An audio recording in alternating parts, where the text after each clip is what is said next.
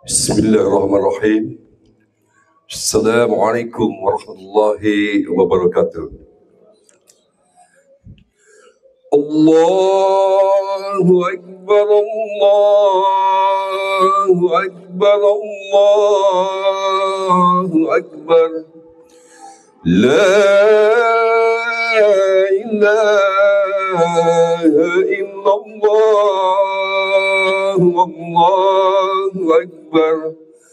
Allahu Akbar walillahil hamd. Allahu Akbar, Allahu Akbar, Allahu Akbar. La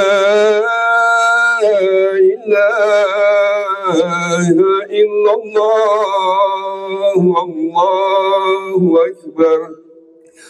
Allahu Akbar walillahil hamd. Allahu Akbar, Allahu Akbar, Allahu Akbar. La ilaha illallah, Allahu Akbar. Allahu Akbar walillahil hamd. Allahu Akbar kabira walhamdulillahi katsiran wa subhanallahi bukratan wa asila. La ilaha illallah, Allahu Akbar. Allahu Akbar walillahil hamd. Alhamdulillahilladzi an'amana bi ni'matil iman wal islam wa akramana bihi la fatihi min jamil alam. Asyhadu an la ilaha illallah wahdahu la syarika lah wa asyhadu anna Muhammadan abduhu wa rasuluhu la nabiyya ba'dah, amma ba'du. Yang saya hormati Bapak Ketua DKM Masjid Al-Mu'minun beserta jajarannya. Yang saya hormati Bapak Ketua RT 01 sampai dengan RT 06. Yang saya hormati para tokoh masyarakat dan ulama dan juga yang saya hormati, yang saya cintai, warga RW 19 Gede Utama Rancaya Keketan. Pertama-tama marilah kita panjatkan puji dan syukur kita kepada Allah Subhanahu wa taala. Dengan rahmat dan karunia-Nya, kita telah dapat melaksanakan dan mengakhiri kewajiban ibadah puasa di bulan suci Ramadan 1446 Hijrah. Kini tibalah waktunya kita menyambut merayakan hari kemenangan 1 Syawal. Esensi kaum muslim dalam mengukuhkan bahwa setiap pribadi kembali kepada kesucian, kemurnian sesuai fitrah manusia. Jamaah salat Idul Fitri yang dimuliakan Allah, kita baru saja melaksanakan ibadah puasa dan zakat. Banyak hikmah yang terkandung dalam ibadah ini. Dengan berpuasa, kita diajarkan untuk melatih kesabaran, ketabahan, ketahanan diri, kerendahan hati, kecermatan bicara, kebenaran dan kejujuran ucapan dan perilaku. Sedangkan dengan zakat mendorong kita untuk lebih peduli pada sesama.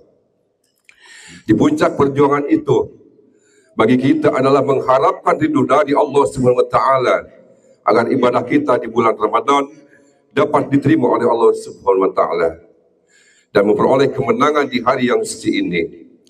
Sudah menjadi harapan kita bersama agar kemenangan itu memang termanifestasi dalam sikap, perilaku dan usaha kita di saat ini dan di masa-masa yang akan datang.